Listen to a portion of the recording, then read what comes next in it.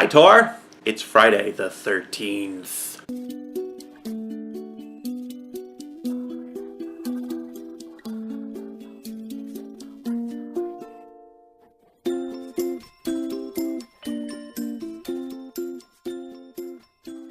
So in America, Friday the 13th is basically an unlucky day, which is funny because I believe in Judaism or in the Bible, the number 13 is actually a lucky number. So, yay us.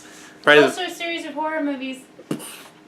Make your own video. As you were saying last week about neurofeedback, I actually have experienced that firsthand, having been diagnosed with ADD when I was 7. It involved basically looking at a screen, waiting for a box to flicker, and trying to make it not flicker with my brain. Needless to say, it didn't work all that great, and mostly just confused 7-year-old me. Though I will say, playing with video games with a bunch of wires hooked up to your head is pretty freaking awesome. Your topic of studying sounds for brain stimulation was actually very interesting, got me thinking about change the mood, both by sound effects and music.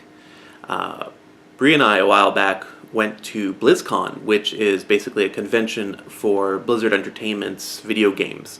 It was very fun, but we did attend one of the panels, which was the Music in Video Games panel. In that panel, they were talking about a lot of the effects and moods that they try to set in different parts of the game, such as having tavern music, which is typically very, upbeat and happy and welcoming in the taverns to kind of draw people into them. I will say that with modern games and modern gamers, sound might actually be lost on many of them. One of the big problems we face today is information overload. A lot of people don't just do one thing at a time. Many people play video games and have a soundtrack going on in the background, or are watching TV, or are minding their kids, or are taking phone calls, or whatever. It is actually very rare that I've seen that people actually just turn on the sound effects and music and just play. I will say that there are certain games that absolutely draw people in.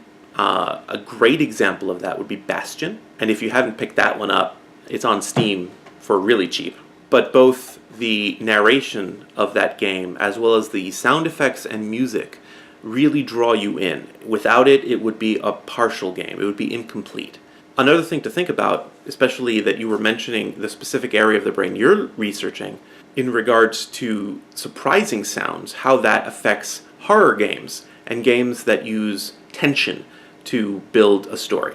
I think that a lot of game developers use musicians to build dissonant sounds, to have discord, to build tension, and kind of use exactly what you're studying to drive the player to feel different things. One thing I was thinking about was how sound might affect more simpler games, things like Candy Crush, and my own little take on Asteroids. I think that in those situations we use sounds to call upon nostalgia for the player to get them feeling like they're playing a game that they're used to. Lastly, I wanted to let you know that your HD camera is on its way, and I was taking a look at our YouTube page, and it turns out our videos have been viewed over 180 times.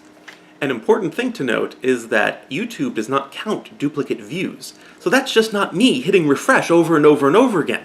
I think that's pretty neat. I don't know why I think it's pretty neat, but it's probably because I crave attention. I'm still hard at work on our website, and I hope to have it up later this month. Some things that I have planned for it are a one-stop shop to all our videos and maybe a comment system, as well as maybe a forum, so we can have chats with people we know or people we like that don't like to use Facebook. Turns out there are quite a bit of those. That'll be all for today, and I will see you on Tuesday.